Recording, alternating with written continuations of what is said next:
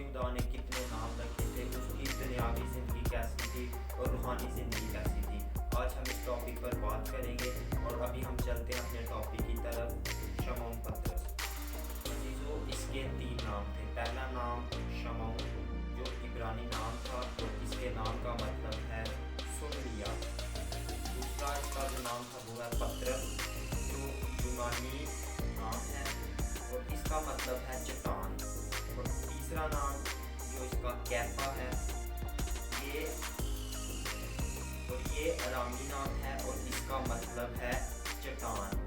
अजीज़ों, ये 3 इसके नाम थे। पहला शमौन, दूसरा पतरस और तीसरा कैफा।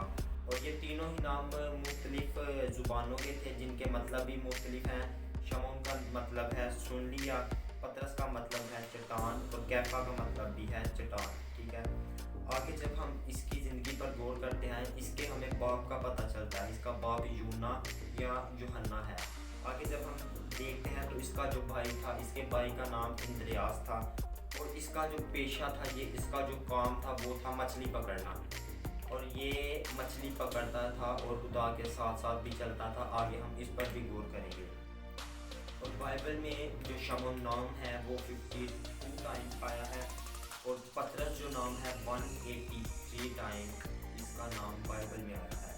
इसके नाम के जो लोग थे, शमौन नाम के 14 लोग थे और पतरस नाम का एक शख्स बाइबल पे हमें मौजूद है। और इसकी रिहाइश जो थी वो कुफर नहूम में थी और इसकी अज़दवाजी ज़िंदगी जो थी वो शादीशुदा थी। और बाइबल सिफ्त या बाइबल ने इसको जो लक़ब दिया है वो है लीडर। आगे हम देखते हैं कि इसकी 3 मुलाकातें यीशु मसीह से हुई। पहली मुलाकात जब हुई यीशु मसीह पर ईमान लाने की बुलाहट, इसका हमें हवाला जब हम पढ़ेंगे यूहन्ना पहला बाब उसकी 42 आयत में लिखा है। जब हम इस पर गौर करते हैं तो हमें पता चलता है कि यीशु मसीह के साथ मिलने की बुलाहट की गई। यीशु मसीह की ये थी पहली मुलाकात इससे। और दूसरी मुलाकात यीशु मसीह की पैरवी करने की बुलाहट, ये हमें मिलती है मत्ती 4 बाब उसकी 18 आयत। ठीक है, और तीसरी इसकी जो यीशु मसीह से मुलाकात हुई यीशु का शागिर्द बनने की बुलाहट, लूका 15 बाब उसकी 11 आयत तक जब हम इसे पढ़ते हैं तो हमें पता चलता है कि ये यीशु मसीह ने इसको बुलाहट दी कि ये मेरा शागिर्द बने। और अजीज़ों, मैंने आपको बताया कि यीशु मसीह ने इसको 3 बुलाहटें दी। जब हम पहले हवाले को पढ़ते हैं तो हमें पता चलता है कि यीशु मसीह ने इसे एक नाम दिया जिसका मतलब है लीडर। जब हम दूसरी बुलाहट पर गौर करते हैं जो यीशु मसीह ने इसे पैरवी करने की बुलाहट दी थी, उसका जब हम मुताला करते हैं, उस आयत को पढ़ते हैं तो हमें पता चलता है कि खुदा ने कहा कि मैं तुम्हें आदमगीर बनाऊंगा। जबकि इनका पेशा था मछलियाँ पकड़ना और यीशु ने उनको मछलियाँ पकड़ते देखा और कहा कि मैं तुम्हें आदमगीर बनाऊंगा। जब हम तीसरे हवाले को पढ़ते हैं तो हमें पता चलता है कि यीशु मसीह ने इसकी कश्ती इस्तेमाल की। यीशु मसीह इसकी कश्ती में सफ़र करते थे क्योंकि उस ज़माना में गाड़ियाँ नहीं होती थी। और यीशु इसकी कश्ती में बैठते और एक जगह से दूसरी जगह मुनादी के लिए जाते। और जब यीशु ने इसकी कश्ती इस्तेमाल की तो इसे इनाम भी दिया। आप सोचते होंगे कि यीशु ने इसे क्या इनाम दिया था। ये एक बहुत ही फेमस करैक्टर है शमौन। और मैं आपको बताता चलूँ तो जो यीशु मसीह ने इसको नाम दिया वो बहुत ही सारी मछलियाँ थी। और जब हम तीसरे हवाले पर गौर करते हैं जो यीशु ने इसे बुलाहट की थी शागिर्द बनने की, जब हम इस आयत को पढ़ते हैं तो हमें पता चलता है कि यीशु मसीह ने इसकी कश्ती इस्तेमाल की। यीशु ने इसको देखा कि ये मछलियाँ पकड़ रहा है। यीशु ने उसे कहा कि मेरे पीछे आओ, मैं तुम्हें आदमगीर बनाऊंगा। ठीक है, और जब यीशु के ये साथ चला तो यीशु मसीह ने जो कहा, यीशु मसीह अपनी बात पर कायम है। और ये भी लिखा है कि आसमान और ज़मीन टल जाएंगे लेकिन खुदा के मुंह की बातें हरगिज़ ना टलेंगी। और यीशु ने उससे कहा कि मेरे साथ आओ और मैं तुम्हें आदमगीर बनाऊंगा। और जब वो अपना काम छोड़कर वहीं अपने जाल वगैरह रख कर यीशु मसीह के साथ चले गए तो यीशु मसीह ने अपनी बात पूरी की, इनको बहुत सारी मछलियाँ दी। अगर आज हम भी अपने काम को छोड़कर यीशु मसीह की बुलाहट पर चलेंगे, यीशु मसीह के साथ चलेंगे तो यकीनन खुदावंद हमें उसका अजर देगा। हम देखते हैं कि शमौन को भी उसका अजर मिला। जब एक रात जब ये मछलियाँ पकड़ने गया वो समंदर के दरमियान तक पहुँच गया था, इसके हाथ कुछ भी नहीं आया था।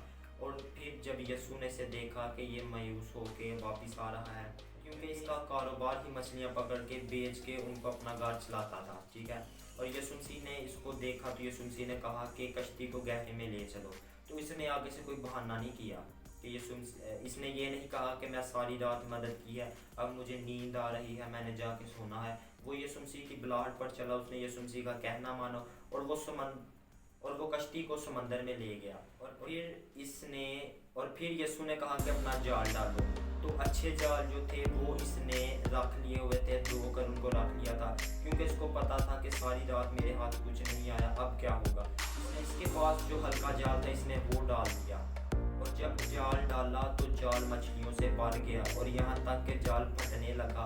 और इसने अपने शरीक जो इसके और साथ मछलियाँ पकड़ते थे उनको आवाज़ दी कि मेरे साथ जाल को खींचो। आज हम देखते हैं, और जब हम शमौन की ज़िंदगी पर गौर करते हैं तो हमें पता चलता है कि जब यीशु इसकी ज़िंदगी में नहीं था, किसी कश्ती में नहीं था, तब इसके पास कुछ भी नहीं था। लेकिन जब यीशु इसकी ज़िंदगी में, इसकी कश्ती में आ गया तो इसका जाल मछलियों से भर गया, इसके पास मछलियाँ हो गई। अगर आज आप भी यीशु से दूर हैं, आप यीशु के पास हैं, यीशु को अपनी ज़िंदगी में नहीं, तो यकीनन आपके पास भी बहुत चीज़ होगी, जिसका उगाने वाला ये है। आप बरकत से भर जाएंगे, आपके पास रखने के लिए जगह ना होगी। आज हमें इसकी ज़िंदगी पर गौर करने की ज़रूरत है कि शमौन ने कैसा काम किया था। वो यीशु के साथ साथ चलता था अपना काम छोड़ के, लेकिन फिर यीशु ने भी उसको बरकत दी, और छोटी बरकत नहीं दी बल्कि बहुत ही बड़ी बरकत दी। अगर आज आप यीशु पर ईमान रखेंगे, यीशु को अपनी ज़िंदगी में आने का मौका देंगे, तो यीशु मसीह आपकी ज़िंदगी में भी ज़रूर बड़े और जलाली काम करेगा। मैं आपको बताना चाहता हूँ कि अगर आप मेरे यूट्यूब चैनल पर नए हैं तो जरूर मेरे यूट्यूब चैनल को सब्सक्राइब, लाइक और शेयर कीजिएगा, ताकि मेरी आप और भी आने वाली वीडियो से बरकत को हासिल कर सकें और खुदा उनके नाम को इज्जत